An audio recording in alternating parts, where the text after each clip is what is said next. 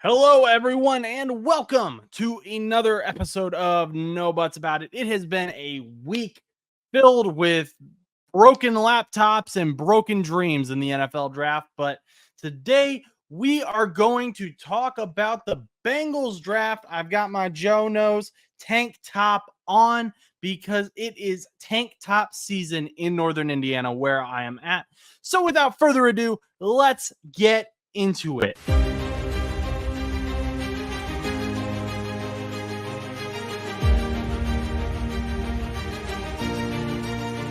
All righty. Thank you, everyone, for joining. And first pick that we have that the Cincinnati Bengals made was one that many expected. Not a huge surprise. But if you were like me watching the draft, you were watching all those quarterbacks get taken, and you were thinking, hey, Talise Fuagua might fall to the Bengals. He's getting close. But he didn't. The New Orleans Saints swooped him up before the Bengals could get to him. But that's okay because they got Amarius Mims, offensive tackle out of the University of Georgia. And so let's talk about him real quick. So Amarius Mims is probably the biggest high draft, low ceiling guy in this class when it comes to offensive tackles. He has shown amazing potential. He didn't play a lot of snaps in his college career. He played about 800 snaps. And that's mixture of injuries, depth, just various things. Doesn't have a ton of experience. But what we did see has the potential to be the best, if not a generational offensive talent in this draft. And the Bengals got him in 18. Some people were even saying that if he had played more snaps, he probably would have gone in the top 10.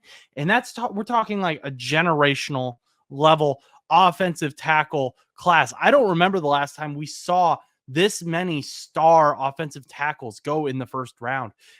So some were saying, hey, if Amarius Mims had played more snaps, he probably would have been up there with Joe Alt. So that's what we could be getting. Now, of course, what we also could be getting is a guy who just falls apart, has a ton of injury issues, and just isn't useful for the Bengals. And that's kind of what we're playing with here. Now, the Bengals have gotten very serious about protecting Joe Burrow. That has been something they said that they're going to do in this offseason. They went out, got Trent Brown, 6'8", Orlando Brown Jr. Last offseason, 6'8", Amarius Mims, 6'8".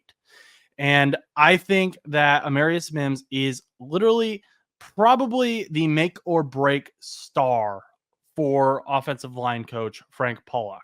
Because the whole argument for keeping Frank Pollock, and you know that I have advocated in the past for firing him, but hey, we're stuck with him for another season. So, Frank, do your job.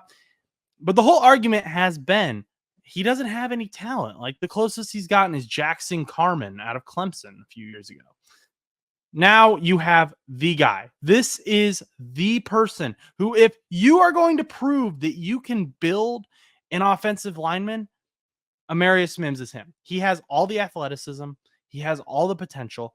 We haven't seen a ton of his pass blocking and run blocking snaps were pretty much 50-50, so we haven't seen him in a ton of just pure pass protection stuff. But that's where Frank Pollock comes in. Teach him. Let's do it. Come on. Amarius Mims is that guy who, as long as he stays healthy, and that's a valid concern as well. He did get injured running the 40 during the combine. So as long as he can stay healthy, Amarius Mims could be a guy that the Bengals are so glad that they went after in this draft. And he's played left tackle. He's played right tackle. So if theoretically Orlando Brown Jr. were to get hurt, we could move him over to left tackle, but I like him at right tackle most right now. Trent Brown has some injury issues as well, but Amarius Mims is going to learn from both those guys. He's going to sit behind those guys for a little bit. He's not going to be a week one starter. It's very unlikely, at least, that he is. And that's not really what I want him to do right now. Yes, he's a first round pick. And yes, you normally want your first round guys starting week one. This is a special situation, though, I think. And Amarius Mims has the potential to be a guy who is a franchise offensive tackle for the Cincinnati Bengals. He loves it in Cincinnati. He said Joe Burrow is someone who he has wanted to block for a long time. And I'm super excited to have him. I'm super excited to see what he have. Chus and Stan are going to tell you, because I wasn't super excited about the pick because I was still in the mindset that Talise Fuagwa was going to fall to us. But I've looked at it, I've reassessed, and I'm ready to go. I'm not like jumping off the wall about it, but I see the potential. I'm ready for it. He's not going to be the week 1 starter, but I'm looking long term. And if Trent Brown gets hurt, I think I'll feel pretty comfortable having Amarius Mims come in, and we'll see what he does. So for that reason, I am going to go ahead and give him the Amarius Mims pick a B+, meaning yes, it would have been great if we had gotten Talise Fuagwa. Maybe could have gotten Johnny Newton there, who ended up falling to the 2nd round. And the Bengals did try to trade up for him, but were unsuccessful. But I do think Amarius Mims has a ton of potential, and he has a lot that he has to work on as well. Needs some experience. But I think once he has that experience, he will be a fantastic pick that we talk about for a long time. So after that, the Bengals went on to address some other issues that they had. And that was, and again, these aren't going to be flashy picks. These aren't going to be your Joe Burrows, your T. Higgins, your big flashy, like put it on Instagram, flash it everywhere picks. But they were addressing issues, and that's what we like to see our teams do. And if you've been following me on Twitter, the Bengals actually did draft someone who I really wanted them to go after, who I liked. And that is out of the University of Michigan, number 94, Chris Jenkins. Now, of course, he will have to change his number because that is Sam Hubbard's number. The numbers were announced. I forget what Chris Jenkins is. But nonetheless, Chris Jenkins is now a Cincinnati Bengal. The mutant has entered the Queen City. And this was another pick that people were like, I don't know how to feel, because Chris Jenkins isn't a pass rusher. He can be, but he's not that number 1 pass rusher. He's not going to be a 3-tech where that's his main job. But honestly, I think Chris Jenkins could kind of replace DJ Reader potentially. And I know that's big talk. I know that's some big words, but I think he could do it. I think that Chris Jenkins does have the potential to be a big run stopper like he was at the University of Michigan. And that's pretty much really all DJ Reader did. DJ Reader was pretty much the entire Bengals run defense. Now, of course, there's stuff that we talk about with DJ Reader being in the locker room, being a great guy. There's off the field stuff like that. But I mean, on the field, DJ Reader's pass rush numbers weren't anything like super special. He could bring pressure to the quarterback, but he wasn't getting those sacks. That was for Trey and Sam to clean up on. And I think that's what we're going to end up seeing out of Chris Jenkins as well, along with Sheldon Rankins is also probably going to get more cleanup sacks than Chris Jenkins will. I'm looking for Chris Jenkins to be our run blocker. Our run defense, the Bengals run defense last year was awful, like terrible. And there's all sorts of reasons why. And it goes from the front line all the way back to the DBs. So I'm hoping the addition of Von Bell, bringing in Chris Jenkins to help offset the loss of DJ Reader. I'm hoping that all kind of fixes the run defense issues, because if you watched a Bengals game last year, you just knew the run defense was awful. The linebackers were doing all the work there on that front 7, it seemed, especially after DJ Reader went down.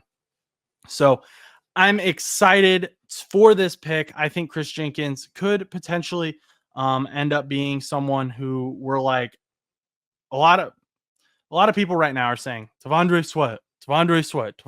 We should have gone after T'Vondre Sweat. He went to the Titans in the 2nd round. He wasn't even there when they got to us. I don't know that we want him. Did we want to put a 2nd round pick on a guy who just got a DUI? I don't necessarily think so. Chris Jenkins, in my opinion, has the ability to be just as good of a run stopper as T'Vondre Sweat. And I'm excited to see what Chris Jenkins is able to do. And I want to give him a chance. Yes, we weren't going to get T'Vondre Sweat. T'Vondre Sweat was really the only true nose tackle in this draft. We know that. Everyone knows that. Okay, we didn't get him. Give Chris Jenkins a chance. I like him. I'm going to put some money on him. So for that reason, I am going Chris Jenkins, grade B. Could it have been a better pick? Could we have traded up and tried to get Daijahn Newton. Yes. Did they try to do that? Yes. Were they successful? No. But Chris Jenkins, I like the pick. I'm not going to put an A on it because I'm not guaranteeing he's going to be some big game changer. I don't think he's got the pass rush qualities right now. But based on what I have seen on film, what PFF is saying, what RAS is saying, what other YouTubers are saying, I think I've come to the conclusion that Chris Jenkins is a solid B pick. He is going to be someone who is going to help this run defense a lot. And I feel comfortable sending him out there, on week 1 if that is necessary. Now, the next pick is I saw they made this pick. I was getting ready for the wedding and we were running through rehearsal, and of course all the guys are kind of like looking at their phones in between people talking to them and stuff like that. And guy taps me on the back of the shoulder and he goes, "The Bengals just got Jermaine Burton." And I was like, I probably almost broke my neck, honestly, flipping my head around, because I knew that I had put out a video about Jermaine Burton at pick 80, being a guy who would probably be there. And I had said, this guy seems like someone the Steelers would like because he's super talented, super athletic, super speedy, good explosive guy. But he's got some off-field issues, right? That's what we talked about. And I'm not going to spend a ton of time on Jermaine Burton because I made that video already. But Jermaine Burton, wide receiver 3 in this lineup right now, with T. Higgins presumably coming back, Jamar Chase, you obviously have. Having him as a wide receiver 3, I'm okay with that. And if he's if he becomes like a issue with penalties, put in Trent Irwin, put in Yoshi, put in Charlie Jones. The Bengals wide receiver room is stacked. Now, Jermaine Burton, what I'm looking for out of him is he can line up on the outside. He can line up in the slot. We can move him around.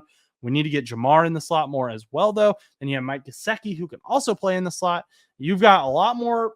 You can move people around wherever you want now in this Bengals offense. Dan Pitcher is going to be having fun this year.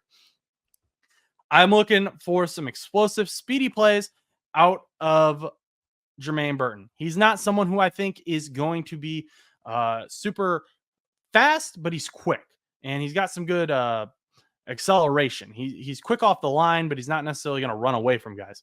So I'm excited about this pick, kind of. I mean, we needed a wide receiver. I was hoping for Ricky Purcell, but he ended up going to the 49ers in the first round, which was kind of an odd pick, especially now that they've said they are not going to trade Brandon Ayuk or Deebo Samuel. We'll see how true that is. But Jermaine Burton, I've made the video on. I'll link it. I'm not going to take back anything that I said because I feel like that's dishonest to just do that because he was drafted by the Bengals. And nothing has really changed to make me change anything that I believe about him. But I am going to root for him. I wish they would have gone with the 5-1-3, but he's going to be number 81. So that 5-1-3 wide receiver group is still a dream. But anyway, my grade for Jermaine Burton is another B. I think it's a very good pick. Especially at pick 80. I like him. I said in that original video that I thought he was very talented, just a little bit worried about his issues staying calm off the field, or on the field even, with some of those rumors, or I guess allegations, even though it's on video, that he hit a Tennessee fan in Alabama's game against them. He's even said he's got to keep himself calm. So let's work on that. Hopefully Zach Taylor and that culture can help kind of keep him calmed down. And he's coming into a great situation. He's coming into a winning culture with a lot of strong captains and personalities that are going to be there. Jamar, even T. Higgins, I think those guys will help him out a lot. And I'm hoping they are able to build on the talent that he already has. So for that reason, he is a B pick. The next pick that the Cincinnati Bengals made was another defensive tackle, not a flashy pick at all. Pick 97. This is a compensatory pick that they got in the third round for the loss of, I believe it was Joe Mixon. So if you were kind of wondering how did they get both these guys, that is how loss of Joe Mixon resulted in pick 97, McKinley Jackson, Texas A&M defensive tackle for the Cincinnati Bengals. Now, McKinley Jackson is really he's just another utility piece. He's not going to be someone who is going to start, in my opinion, regularly. He's going to be someone who is going to come in a rotational aspect.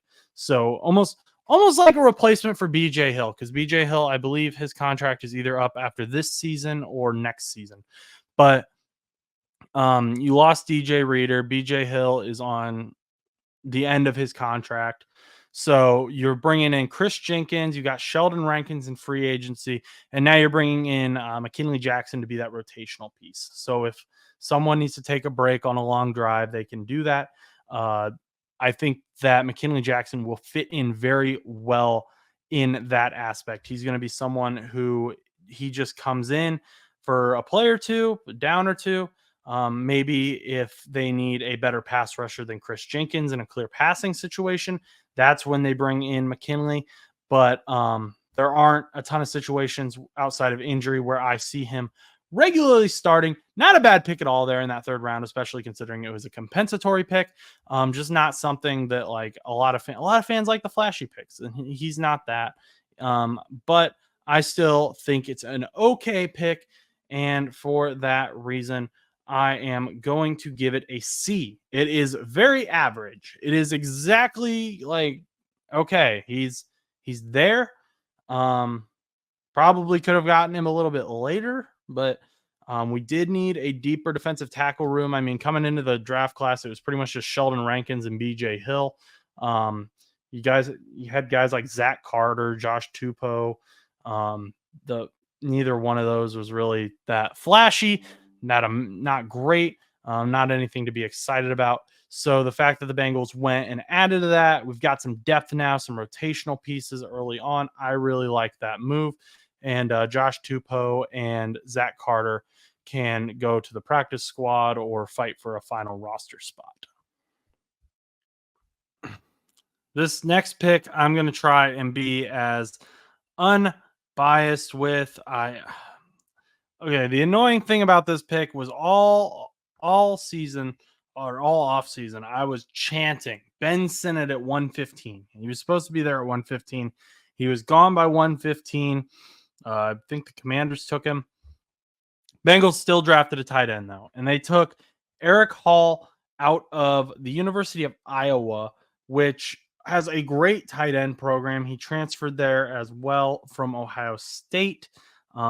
So I'm hoping that Iowa kind of rubs off on them because they're known for having the good tight ends. They're known for having those big boys out there who can play well at the tight end position. Guys like George Kittle, TJ Houshmandzadeh, not TJ Houshmandzadeh, TJ Hawkinson. See, it's been a long week, like I said. Anyway, Eric Hall, he reminds me of Drew Sample. And here, it's probably not as bad. Drew Sample, I believe, was a second-round pick. Taking a Drew Sample type guy in the fourth round isn't as bad. So the reason he reminds me of Drew Sample is he's a pretty good blocker. That's really his thing, is blocking. Now, what he's not so great at is catching when it's absolutely necessary. He can catch, and he has shown that he can catch. But there were also big moments on tape where he dropped the ball, literally. And that is where Drew Sample kind of comes in. Like, I feel like Drew Sample can catch when it's like the most unnecessary catch ever. But then as soon as it becomes like the game is on the line, catch this ball, Drew Sample can't do it. And that's frustrated Bengals fans for the last few years with Drew Sample on the team. Now, I'm a fan of Drew Sample. I think he's one of the best run blocking tight ends in the NFL. Now, he's not a good catcher, and that's why I like the Mike Gesicki Drew Sample pair up. And now there's rumors that Drew Sample is going to be moved to the fullback position in order to block. So if that's the case, this pick makes a whole lot more sense, because now you've got Drew Sample at fullback. You need a tight end too. And who is your tight end too? Some say Tanner Hudson. Others say Eric Hall. Eric Hall can block. He can fill in that position. And if he matches Drew Sample perfectly, no love is lost right there, right? So bringing him in at round 4 just makes sense. Now, the issue with Eric Hall is he gets injured a lot. He has a ton of injuries. And I don't want to see Eric Hall getting hurt anymore as a Cincinnati Bengal. I'm hoping that he doesn't get hurt in training camp, makes the team. That's obviously what we want of all of these guys. And then he can learn from Mike Gesicki. He can learn from Drew Sample how to block. Tanner Hudson is also older than a lot of people realize. Hopefully he has something that he can add to that. But not an overall super flashy pick. Definitely a pick that helps with some depth. I really wanted Ben Sinnott here, though, so I am kind of biased on this pick, I'll be honest. But Eric Hall, I'm going to give it a C. An average pick. Could be good, could be awful. I'm worried he's going to get injured. He's going to be a liability, and he's not going to be what they're necessarily looking for out of this draft. Now, all of these guys, if there's anything that I say that's like, wow, he's being really mean about these guys, I want you to know, like, deep down, I hope I'm wrong. I want all of these guys to succeed. And if the Bengals pick a guy, I'm going to root for him. I'm not going to root against Eric Hall because he's not Ben Sinnott. I'm going to root for Eric Hall because he is in stripes. And that's what matters at the end of the day. So let's move on. I say that. And let's move on to round 5, where the Bengals picked Josh Newton, CB out of TCU at number 149. A very, this is kind of where we're getting into the like, yeah, he's on the team now. Cool. Depth picks. But the thing about Josh Newton is I don't know that he's going to be a depth guy. I watched his tape. I've seen film on him. I've seen videos on him, and he's getting burnt. He gets burnt a lot. And thinking about the guys that he's going to have to be facing, the Amari Coopers, the George Pickens, I worry about that. But maybe he ends up being a nice little guy who can go in for a few games because of injuries, like Eli Apple, who isn't necessarily the best, but he could get the job done sometimes. That might be Josh Newton's ceiling. Not a huge fan of this pick. I don't really have a ton to say because I don't want to just sit here and bash a player. But what I have seen of him, he gets burnt a lot. And I just worry with the talent that the Bengals go up against in the AFC, that is going to continue to happen in the NFL. So for that reason, I am giving it a C-. Again, I'm not going to sit here and bash him. But it is a below average pick. I don't think it's a D+ pick, because a D+ pick, in my opinion, is like a guy who maybe you're looking at him and you're like, okay, maybe he has the potential to be the 53rd guy on the roster. I think Josh Newton's above that, but with the CB room currently as it stands, I think that there are better draft picks you probably could have gone with. And I actually think that a lot of the guys that they got later on in the draft were better than this Josh Newton pick. So with what you could have gotten there at 149, I don't think Josh Newton is a top 150 player in this draft. For that reason, he gets a C-. And next up on the board, the Bengals, let me find his graphic here, took number 194, pick 194, Tanner McLachlan, who is a tight end. So we're stacking up the tight end room. There wasn't a ton of tight ends coming into this draft, on the Bengals coming into this draft. You had Mike Gesicki, Drew Sample, who might be a fullback now, Eric All that they drafted, Tanner Hudson, who's practice squad guy basically, and now we have Tanner McLachlan. And Tanner McLachlan is an interesting one. If Eric All is Drew Sample, then Tanner McLachlan is Mike Gesicki. And the reason I say that is because he does not really block. He doesn't line up in line at the traditional tight end position, similar to Mike Gesicki. He actually is used much more like a Travis Kelce, Mike Gesicki guy, where he goes out as a wide receiver. He's the big guy. He's a pretty good athlete, as shown by this photo. We'll throw that up again. He's jumping over this guy. And I like that athleticism. He's got some great run after catch, which was what I really liked about Ben Sinnott. And Tanner McLachlan wasn't someone who I looked at a ton, honestly, but looking at him briefly after the Bengals drafted him, this is a pick I'm excited about at that value. And I could see him making the roster just as someone who the Bengals are excited about as a dynamic tight end player. Maybe he makes it over Eric All. Maybe he makes it over Tanner Hudson potentially. Or if Drew Sample does get moved to fullback, maybe Eric All takes Drew Sample's place. Tanner McLachlan takes Eric All's place. You know, that all kind of how that works out. This pick I am very excited about, and I want to see him succeed. I'm excited to watch Tanner McLachlan in preseason. And for that reason, he's getting a C+. He's going to be a depth piece. He's not going to be anything amazing. He's not going to be your next Travis Kelce in the NFL. You're not your next Mark Andrews, anything like that. But he does have the potential to be a guy who Joe Burrow can trust. Joe Burrow loves to use his tight ends. He loves to build upon his tight ends and make them look good. The only time that really didn't happen was with Irv Smith, but Jake Browning made Tanner Hudson look great. And Joe Burrow has made guys like Hayden Hurst look great. So I'm sure he's going to make Tanner McLachlan look amazing. So without further ado, we are now getting ready to enter the final few picks that the Cincinnati Bengals made this year. And that is now, okay, so I'm going to be honest. I loaded these up to the side here, and it didn't load them in order. It didn't load, and I like the first four were in order, and after that, none. Okay, Cedric Johnson, pick 214, defensive end. This is another guy. Not gonna just sit here and bash him, but I don't see him as much of a guy that I should be excited about.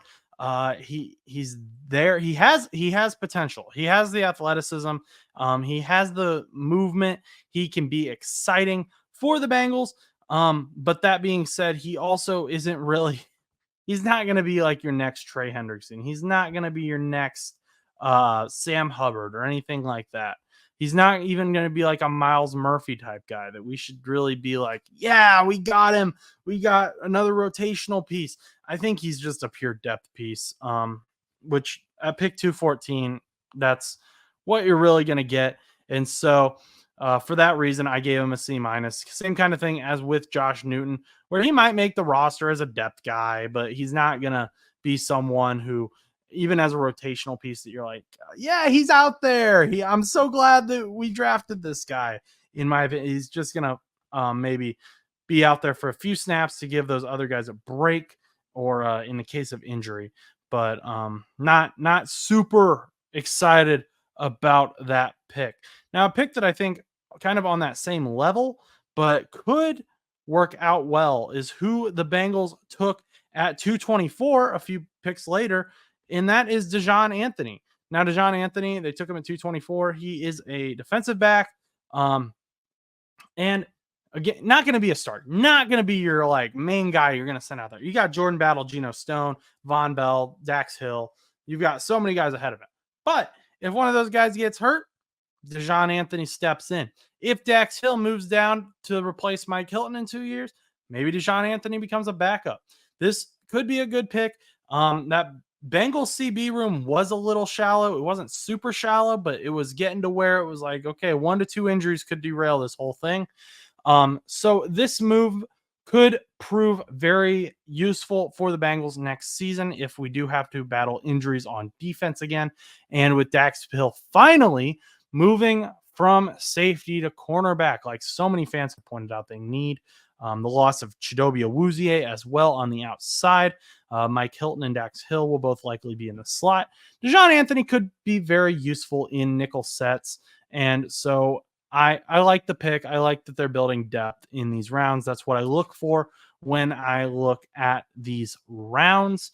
And there's not really much more to say about Daijahn Anthony other than that. But Daijahn Anthony gets a C plus because of where he was drafted. I think he could be a solid depth piece. He seems to play really well in zone as well. I'm not going to line him up again in man against anyone insanely good like George Pickens or anything like that. But I do like the idea of him being there if he is needed. And I think that he will make the roster. I actually think it's more likely that he makes the roster than Josh Newton based on what I've seen on tape. Maybe I just watched some bad games from Josh Newton, but I'm just going off of what I have seen so far. Now, the final pick that the Cincinnati Bengals made in the 2024 NFL draft was a center, Matt Lee. And this pick is way more exciting to me than a lot of people would think for a 7th round pick. Not something that you're like, kind of like, yes, we got a center. But I was kind of like, yes, we got a center. Because, again, we're going back to protecting Joe Burrow. And I love Ted Karras. I don't know anyone who hates Ted Karras. If you don't like Ted Karras, I don't know what to tell you. He's a great dude, great player. Love him. He's also 31 years old. So we're kind of getting into that situation where Bengals probably aren't going to re-sign him. He's also getting older. Injuries become an issue as you get older. So Matt Lee, we now have a center. We didn't really have any depth at the center position. We had some guys who could maybe play center, maybe play interior O-line, but no, Matt Lee, I think he could end up being a guy for the Cincinnati Bengals. I think they started this draft with a guy who could easily become a starter on the O-line, and they ended it with a guy who could end up being a starter on the O-line. And there are going to be people who say, hey, he's a 7th rounder. Do you really want to send a 7th rounder out there at center? Yeah, if he shows that he's capable. I'm not saying he's going to be another Jason Kelce, but Jason Kelce was a late round pick too. He was considered undersized. He was considered not capable of playing the position. And now he's arguably the best center of all time that the NFL has ever seen. So Matt Lee, sit behind Ted Karras for a year, maybe get a few snaps of experience if Ted Karras is not feeling well or something, and then show us what you got. I love this pick, especially as a 7th round pick. You're kind of getting what you can. And to potentially get a guy who could come out and start for the Cincinnati Bengals at some point, I think is a great move for them. And for that reason, I am going to give Matt Lee, future starting center of the Cincinnati Bengals, a pop-up. B. It took forever to pop up there. A B. I think a 7th round pick 237. I really like the of draft capital, draft value. This might be my favorite pick of the draft. You got guys like Jermaine Burton who are super talented at pick 80. Obviously, I really like Chris Jenkins. Amarius Mims shows a ton of potential. But Matt Lee is probably the 4th favorite guy on this list.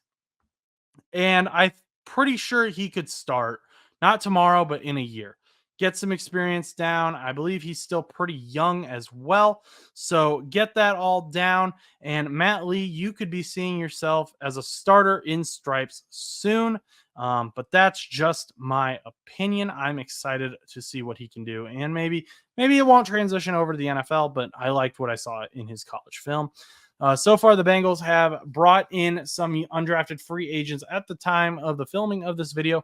They have brought in running back Noah Cain, offensive lineman Rusty Feth, wide receiver Cole Burgess, tight end Cam Grandy, defensive end Justin Blazik, punter Austin McNamara, who Blake Robbins says he thrives under competition. So we will see how that goes.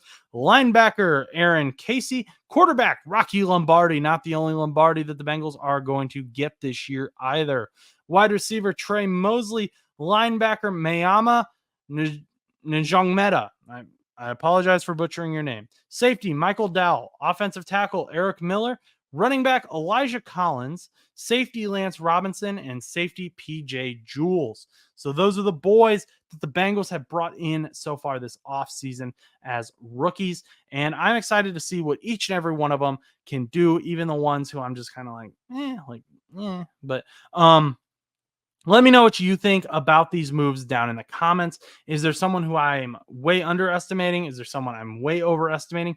Let me know below, and just be nice about it. I'm just a guy talking into a mic. So until next time, go do something nice for someone.